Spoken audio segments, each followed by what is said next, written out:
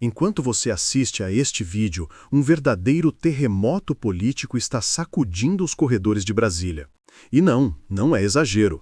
Estamos falando de um efeito dominó que pode redesenhar completamente o mapa de forças da direita brasileira enquanto Lula sorri discretamente nos bastidores.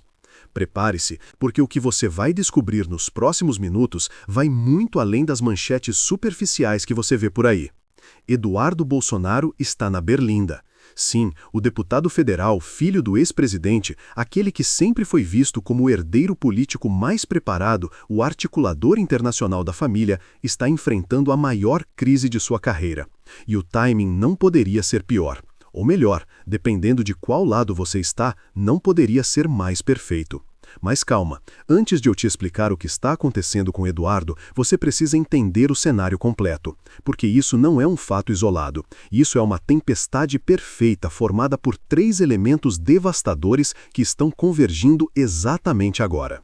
Primeiro elemento, a crise interna na direita brasileira.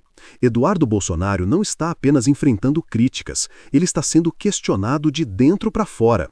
Aliados históricos começam a se distanciar. A base bolsonarista, aquela massa fiel que sempre defendeu a família com unhas e dentes, começa a murmurar. E sabe o que é pior? Parte dessa pressão vem de dentro da própria família política. Estamos falando de rachaduras profundas, daquelas que podem virar abismos. O deputado vinha sendo visto como o principal elo entre o bolsonarismo e o movimento conservador internacional, especialmente nos Estados Unidos. Ele cultivou relações próximas com figuras da extrema-direita americana, posou ao lado de Steve Bannon, frequentou os círculos trumpistas e se apresentava como o grande estrategista global da nova direita brasileira. Mas agora esse castelo de cartas está balançando. Segundo elemento, e aqui a coisa fica ainda mais interessante: Donald Trump. O homem que Eduardo tanto admirava, que servia de inspiração para o discurso bolsonarista, está fazendo movimentos surpreendentes. Trump, que todos esperavam que mantivesse a linha dura anti-China de seu primeiro mandato, está recuando. Isso mesmo, recuando. E esse recuo não é uma manobra tática temporária. Estamos vendo sinais claros de que a relação Estados Unidos-China pode tomar rumos muito diferentes do que o discurso de campanha sugeria. E por que isso? A China e o impacto econômico real na sua vida. Não estamos falando de teoria geopolítica de gabinete. Estamos falando de soja no seu prato, de carro na sua garagem, de celular no seu bolso. Estamos falando de empregos no agronegócio, de investimentos em infraestrutura, de tecnologia que chega ou não ao Brasil. Enquanto a direita brasileira brigava por posicionamento ideológico contra a China, Lula fazia o quê? Lula sentava à mesa, negociava, articulava.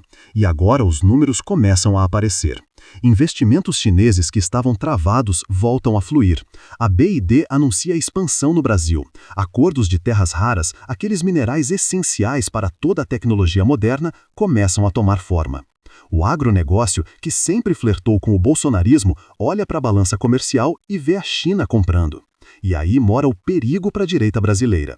Como você mantém um discurso anti-China quando a China é o maior parceiro comercial do Brasil? Como você defende isolamento quando os produtores rurais querem vender? Como você sustenta que Lula está entregando o Brasil aos comunistas quando os investimentos chineses geram empregos em cidades do interior? Então junte tudo: Eduardo na Berlinda enfrentando crise interna, Trump recuando na retórica anti-China e Lula colhendo frutos econômicos de uma aproximação pragmática com Pequim. Você consegue ver o efeito dominó? Uma peça empurra a outra, que empurra a outra, que empurra a outra, e estamos apenas começando. Porque o que vem a seguir é ainda mais impactante. Nos próximos blocos, vou te mostrar exatamente como essa crise de Eduardo pode explodir, o que Trump realmente está fazendo e por que isso muda tudo, e principalmente, como a China pode estar entregando a Lula o oxigênio político que ele tanto precisava. Agora que você entendeu o cenário geral, vamos mergulhar fundo no primeiro dominó que está caindo, a crise de Eduardo Bolsonaro. E eu preciso que você preste muita atenção aqui, porque o que está acontecendo com Eduardo não é apenas sobre ele. É sobre o futuro de toda uma corrente política no Brasil. Eduardo sempre foi diferente dos irmãos. Enquanto Flávio construía sua base no Rio de Janeiro com um perfil mais regional e Carlos se especializava em redes sociais e guerra digital, Eduardo mirou no cenário internacional. Ele queria ser o Bolsonaro global. E por um tempo parecia que estava funcionando. Ele aprendeu inglês, fez conexões em Washington, virou praticamente um embaixador não oficial do bolsonarismo nos Estados Unidos. Você lembra quando chegou a ser cogitado para embaixador nos Estados Unidos? Pois é. Eduardo se via como uma ponte entre o nacionalismo brasileiro e o movimento conservador global. Ele frequentava a CEPAC, eventos republicanos, jantares com figuras da alt-right americana. Ele estava construindo um império de influência. Mas aqui está o problema. Eduardo apostou todas as fichas em uma narrativa. A narrativa do confronto. Confronto com a China, confronto com o globalismo, confronto com a esquerda internacional, confronto com as instituições multilaterais. Era um discurso potente, empolgante, que mobilizava a base. Mas era também um discurso inflexível, sem espaço para nuances, sem margem para pragmatismo. As contas não fechavam. Como defender um discurso anti-China quando mais de 30% das exportações brasileiras vão para lá? Como pregar isolamento quando os portos brasileiros dependem de navios chineses levando soja, carne, minério? Eduardo tentou argumentar que era uma questão de princípios, de valores, de defesa da liberdade contra o autoritarismo. Mas o produtor rural de Mato Grosso não quer saber de geopolítica quando o preço da soja cai. O empresário de São Paulo não liga para a teoria política quando o investimento chinês pode triplicar sua produção. E então veio o golpe mais duro, o recuo de Trump. O ídolo, o modelo, o líder que Eduardo tanto admirava e citava, começou a fazer movimentos que contradiziam tudo que Eduardo defendia aqui no Brasil. Trump, que passara a campanha inteira atacando a China, dizendo que ia impor tarifas de 60%, prometendo uma guerra comercial sem precedentes, começou a sinalizar diálogo. Reuniões discretas entre assessores americanos e chineses, declarações mais amenas, sinais de que a relação comercial seria preservada, porque, vejam só, os Estados Unidos também dependem economicamente da China. Chips, eletrônicos, terras raras, corrente de suprimentos, tudo está interligado. E Trump, pragmático como sempre foi nos negócios, entendeu isso. Mas Eduardo ficou sozinho na trincheira, defendendo uma guerra que nem o general estava mais travando. E aí começaram os questionamentos internos. Deputados da própria base começaram a perguntar: vale a pena manter esse discurso? Governadores de estados exportadores começaram a se distanciar silenciosamente. Empresários que financiavam campanhas começaram a fechar as carteiras. E tem mais. Dentro da própria família Bolsonaro começaram a surgir tensões.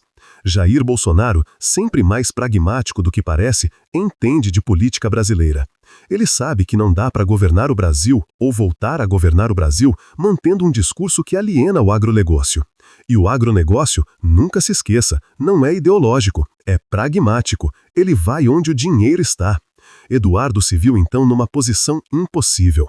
Recuar no discurso significava admitir que estava errado, perder credibilidade com a base mais radical, parecer fraco. Mas manter o discurso significava ficar cada vez mais isolado, perder apoio estratégico, virar um problema para o próprio movimento que ele ajudou a construir.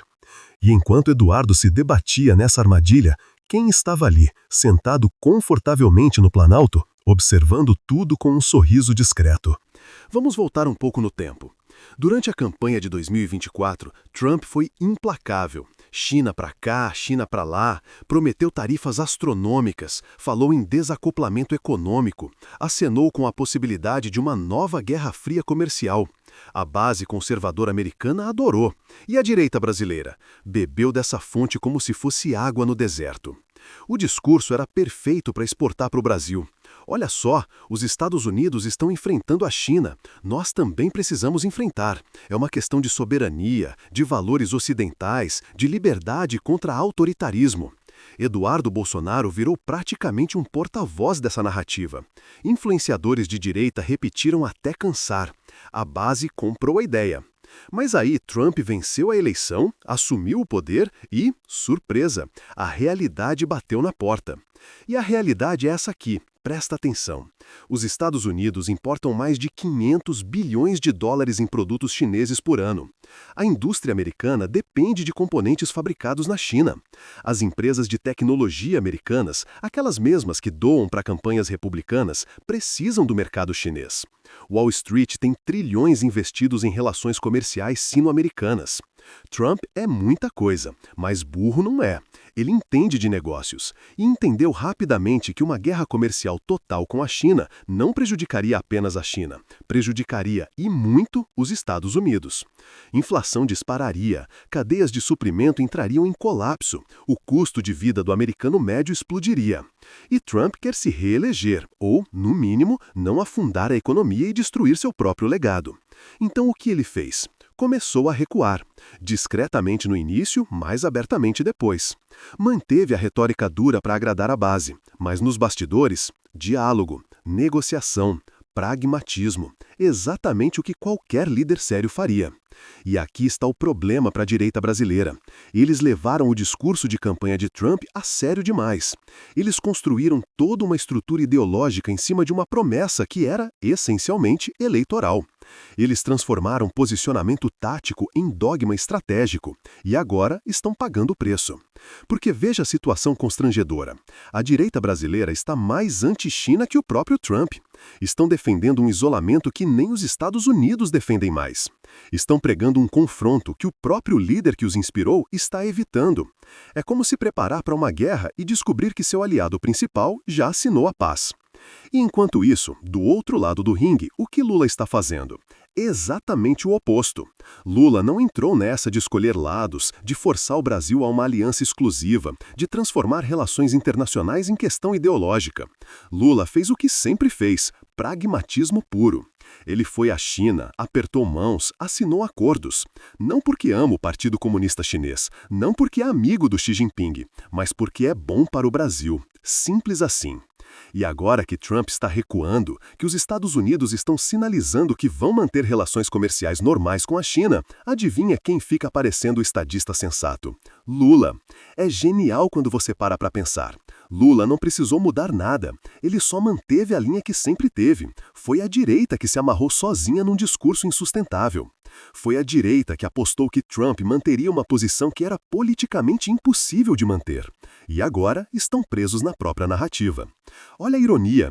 Bolsonaro, quando era presidente, também negociou com a China, também vendeu soja para lá, também recebeu investimentos chineses. Mas permitiu que se criasse uma narrativa anti-China tão forte que agora nem ele consegue mais controlar. Eduardo radicalizou o discurso a um ponto que não tem mais volta. E Trump, que era o modelo, mostrou que na política real, pragmatismo vence ideologia. Mas aqui está a parte que poucos estão percebendo. Esse recuo de Trump não é só sobre comércio, é sobre o reposicionamento global dos Estados Unidos. Trump entendeu que a China não pode ser contida por isolamento, mas precisa ser administrada por engajamento estratégico. E o Brasil? O Brasil está bem posicionado nesse novo cenário? Graças a Lula, sim, porque Lula e cheques grandes. Vamos começar pelo óbvio, o agronegócio. O Brasil é uma potência agrícola mundial. Somos o celeiro que alimenta bilhões de pessoas. E adivinha quem é nosso maior comprador? A China? Sozinha, a China compra mais produtos agrícolas brasileiros do que Estados Unidos, União Europeia e Japão juntos. Estamos falando de mais de 40 bilhões de dólares por ano só em soja, carne, celulose. Agora imagine se o Brasil tivesse seguido a cartilha anti-China ao pé da letra. Imagine se tivéssemos cortado relações, criado barreiras, transformado o comércio em ideologia. O produtor rural de Mato Grosso, de Goiás, do Rio Grande do Sul, ia vender soja para quem? Ia estocar carne onde? Ia plantar o quê? Mas não é só agro, é tecnologia. A BYD, gigante chinesa de veículos elétricos, está investindo pesado no Brasil. Fábricas sendo construídas, empregos sendo gerados, tecnologia sendo transferida. E não estamos falando de emprego qualquer, estamos falando da indústria do futuro, de carros elétricos, de tecnologia verde, do setor que vai dominar as próximas décadas. Enquanto Eduardo defendia isolamento, a BYD anunciou uma mega fábrica na Bahia. Enquanto a direita atacava a China, milhares de empregos diretos e indiretos estavam sendo criados. Enquanto a narrativa era de confronto, a realidade era de construção. E tem mais, muito mais. Terras raras. Você sabe o que são terras raras? São minerais essenciais para praticamente toda a tecnologia moderna. Celular no seu bolso precisa de terras raras. Computador, turbinas eólicas, painéis solares, baterias de carros elétricos, tudo precisa desses minerais. E adivinha quem controla mais de 70% da produção mundial? China? O Brasil tem reservas enormes de terras raras. Poderia ser um player global nesse mercado, mas precisa de tecnologia para extrair, processar, refinar. E quem tem essa tecnologia? Isso mesmo. Acordos estão sendo negociados agora, neste momento, para desenvolver essa indústria no Brasil, com parceria chinesa. Infraestrutura, portos, ferrovias, energia. A China tem capital e expertise. O Brasil tem necessidade e potencial. Enquanto o discurso ideológico tentava criar muros, Lula estava construindo literalmente pontes, estradas, portos. E aqui está o pulo do gato, a jogada de mestre que poucos perceberam. Lula está usando a China como alavanca, mas não está se vendendo para a China. Ele está fazendo exatamente o que qualquer líder entende. E se o bolso está mais cheio com a política de Lula, bem, você já sabe o final dessa história. O efeito dominó está em movimento, as peças estão caindo e o tabuleiro político brasileiro nunca mais será o mesmo.